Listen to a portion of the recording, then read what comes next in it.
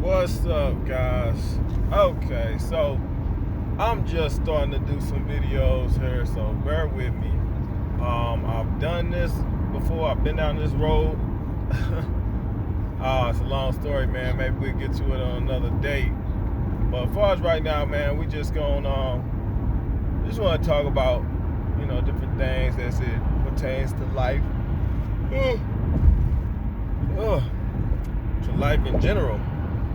As far as me, ex-model turned Uber driver, Lyft driver, right? But I'm not an ex because I think I'm about to get back in it, right? I've had some opportunities to come back to it. I've been hesitant because of some of the things that I endured or encountered the last time I was modeling. So I've kind of steered clear of it, even though I've had some different opportunities thrown my way. I just didn't want to go back down that road. But things have changed. Obviously, I'm driving Uber right now, and I could use the money. So I'm about to get back in it, man. I said I'll give it one more shot. Talking with a couple agencies, and they really think they can do some stuff. Oh. Man, they really think they can do some stuff with me. I'm tired, guys. I've been driving Uber since like 4 this morning. If you ever had to do the Uber hustle, man, I'll take my hat off to you. Salute. I'll take my hood off to you. Take my hood off to you and salute, man, because it is not an easy grind, man. It is not. People get it twisted. They think it's all sweet. Doing Uber and Lyft?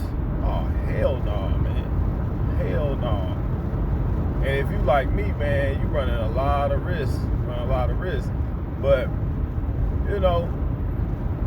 at the end of the day, man, it's a job. Most people don't like their job. This is no different from that. It pays the bills. It gets the bills. And that's all you can really attribute to it. Like, it's not meant to be your last destination. This is like a final stand. Like, it's like your final, stand to try to make some things happen. But no, by no means, man.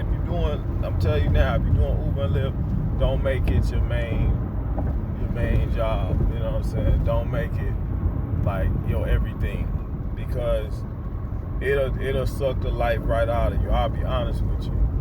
And you talking to somebody that did Uber and Lyft, and at one point was pulling over 10 grand a month doing it. So I know the hustle, I know the grind, and wasn't nobody grinding harder than me doing it.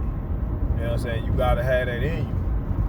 But it'll wear on you, man. It'll wear on you. You talking about 12, 14-hour days. Real talk. When you try to see that kind of money, and I'm telling you now, because I don't think you can make that kind of money today doing it. I'm telling you what I was doing, and I haven't seen that since. Okay, and that was a while ago. Not super long, but I'll say like 2 years ago, right? It's the last time I made 10 grand in a month. People were like, dang, 10 grand a month. Yeah, it sounds good. I was on pace to hit 6 figures. But let me tell you how I did it. Because people think, you could just keep doing it. No. The only reason I was able to pull 10 grand a month, let me break it down for y'all real quick, is because I was brand new, for one. I had a Yukon, GMC Yukon XL. Well, it wasn't an XL, but it was considered XL, right? Because I could fit like 8 people in there. 9 for real. So I had the third row seat and everything, and I had the bench seat in the middle, and I had the 2 seats up front. So you can see about 9 people in there, for real. Like, I did that plenty of times. And so when you first start off, they give you all these incentives to drive. So that's one of the things. I always hit my quest. You get quest and everything, so I was killing it with the quest. And I would pick my quest, and I would always go out and make sure I hit them. Not only that, like I said, I was getting out at 4, 5 in the morning every day. I was working on the weekend. Okay, I was doing 6, 7 days a week doing it. That's why I was able to pull that kind of money. Not to mention, when you first start off, your acceptance rate is high. It's at its highest point. Your acceptance rate is not going to stay at 100. Okay, when it's at 100, you can pick and choose. So what I do, I picked and I chose what I wanted. So all these ride options come through, and I would always take the best rides. So if I seen a ride, because they throw garbage at you all day long, but when you got a high acceptance rate, you have the option. You don't have to accept it. You know what I mean? Like, you don't have to accept it. So I would cherry pick the ride. So if I got 3 rides come through, one of them for $60, the other one's for like 10 or 6. Guess what? I'm taking the one for 60. So I do that ride, and I would come up, like I would be able to make a quick, $60 in 20, 30 minutes.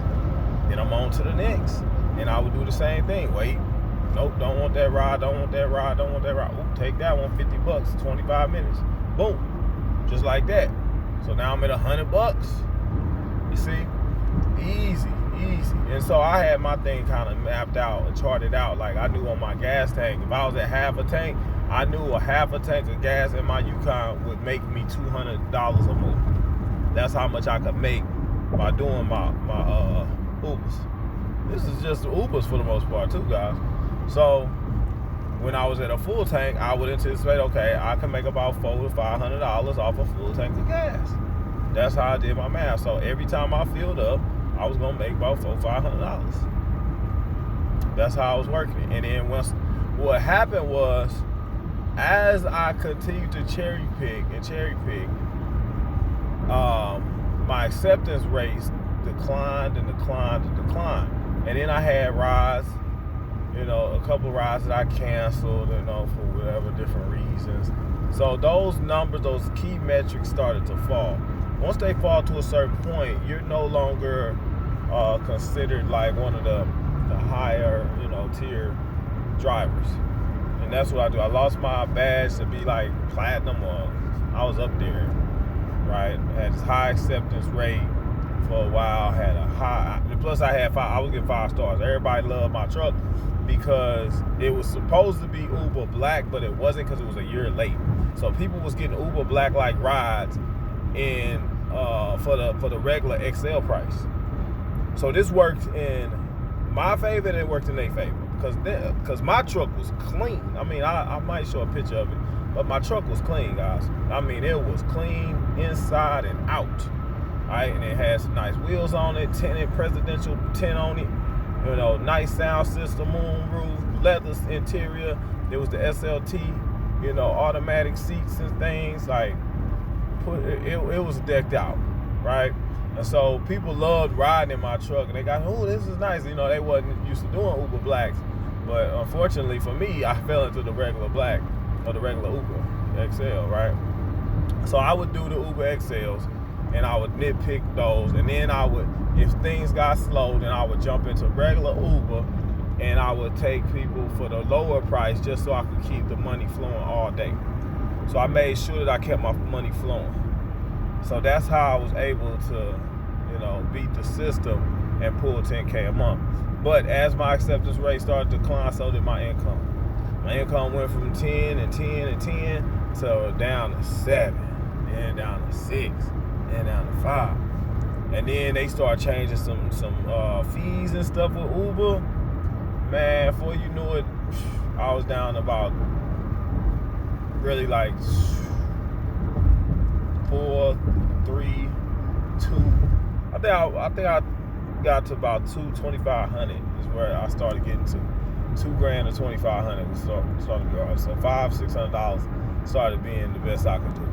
And then I started getting tired too. I was driving so much, man. Like, it wore. Like I said, when I say it wore on me, guys, it wore on me. It wore on your body, your mind. You know what I'm saying? You start to be fatigued. And so I had to chill out, man. But the main thing that hit me, and that's the thing that they don't tell you, is that wear and tear on your vehicle is a real thing. So I amassed over like 70,000 miles in like 4 months. Unless it was 4 months or less. So I amassed like 70,000 miles or more on my Yukon. And you know what happened? You got it. Kaplunk. Engine fucking just was ruined. Alright, it needs to be replaced. Engine went out.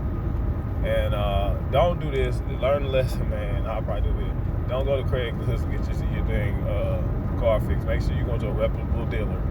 I'll tell you that, because I paid so much money, and I could have waited, and I should have waited, but I didn't.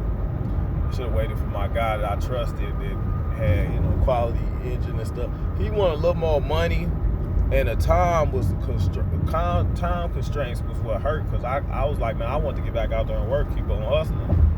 I was wanting to make my money. I'm like, man, I'm making good money, pulling 6 figures, driving Uber.